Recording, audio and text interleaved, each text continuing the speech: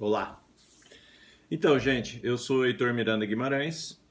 Estamos falando aqui sobre processo civil. Essa aula ela é voltada para os acadêmicos de Direito do oitavo semestre da Universidade Católica Dom Bosco, por meio do ambiente virtual acadêmico, no qual nós estamos transmitindo as aulas em vista da quarentena que estamos passando. Então, a matéria é Direito Processual Civil 4. Estamos falando sobre execução civil para o oitavo semestre. É claro que se você for operador do direito, e isso também pode ser útil para você, porque eu sigo sempre uma metodologia prático-teórica, teórico-prática, sempre voltado para a atuação do profissional. Então, formamos aí os nossos acadêmicos para serem bons e eficientes profissionais.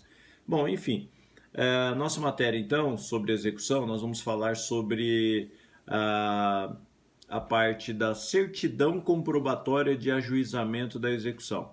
Esse tópico você encontra lá no artigo 828 do CPC. De vez em quando eu dou uma olhadinha aqui, porque eu olho o código que está aberto no meu note, tá? Então, o artigo 828 do CPC, ele dispõe sobre a certidão comprobatória da execução. O que é essa certidão comprobatória?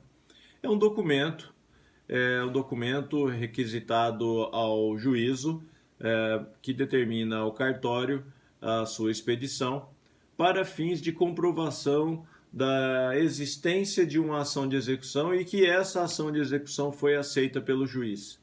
Então, a doutrina, e eu gosto de chamar de certidão de admissão da execução.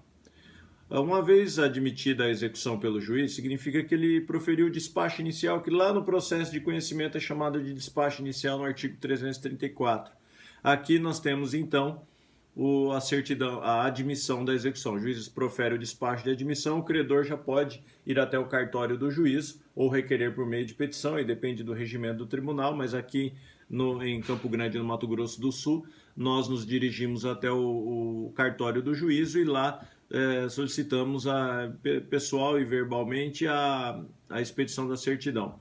O escrivão ele providencia essa certidão, ela já consta no sistema e ela vai constar os dados do processo: partes, objeto, valor, o atual trâmite do processo. Para que serve essa certidão? De posse dessa certidão, o credor se dirige até um cartório de registro de imóveis, ou até o Detran, ou até a junta comercial. Enfim, ele vai buscar locais onde possa obter informações a respeito dos bens existentes em nome do devedor. Estando lá, de posse da certidão, ele apresenta a certidão ao responsável, que fará a anotação, a competente anotação no registro do bem. Então, a partir do momento da apresentação dessa certidão, averba-se, no caso dos imóveis, da matrícula do imóvel, a existência de uma execução. Veja bem, não é penhora, não impede a venda, não impede a alienação. Ela tem utilidade para dar publicidade à execução. O credor ele pode averbar a certidão em tantos bens quantos necessários para garantir a execução. Então, digamos que seja uma execução de R$100 mil, o credor, ele, de posse dessa certidão, ele vai até 3, 4 cartórios de imóveis da comarca, se existirem, enfim, ou localiza 4, 5 imóveis e ele paga para anotar nesses imóveis, não é nada caro, não é nada absurdo. Anota a existência da execução por meio da certidão. O devedor, tendo essa anotação, ele pode transferir, como eu disse agora há pouco, pode vender e tal, mas o terceiro que vier a adquirir, ele não poderá alegar ser terceiro de boa-fé no caso da expropriação futura desse bem. Então é bastante pertinente e útil, né, a utilização da certidão comprobatória da execução, de admissão da execução. Então nós temos uma outra situação também. Uma vez requerida essa certidão, o credor ele terá que averbar, e feita a averbação, ele tem 10 dias para informar no processo. Informar: excelência, juiz, o credor vai dizer por meio de petição, por seu advogado, informará e juntará os documentos comprobatórios de propriedade dos bens do devedor nos quais houve a averbação.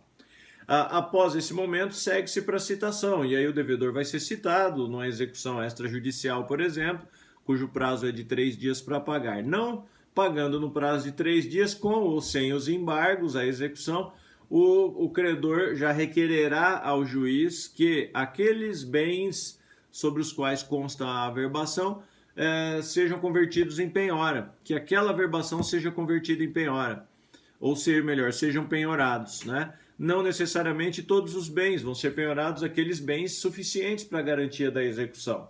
Então, digamos que de 5 imóveis, penhoram-se 2, então ficam 3 sem a averbação e sem a penhora, ficando 3 imóveis com a averbação.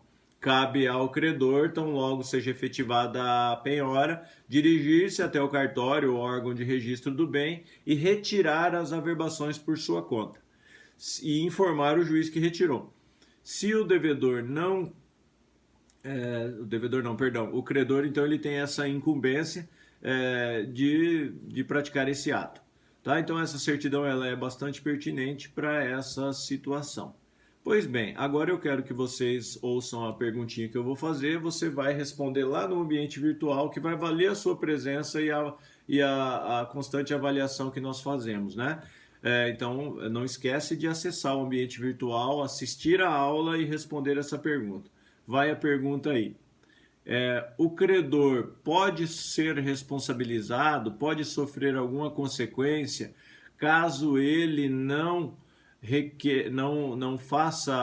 retire a anotação da averbação que ele fez nos bens não penhorados? Repito, o credor pode sofrer alguma consequência caso ele não retire a anotação dos bens sobre os quais ele não se efetivou a penhora? Segunda pergunta, esse procedimento é cabível no cumprimento da sentença? Vai lá, responde lá, que aí a gente vai ter o feedback depois, beleza? Tchau, um abraço.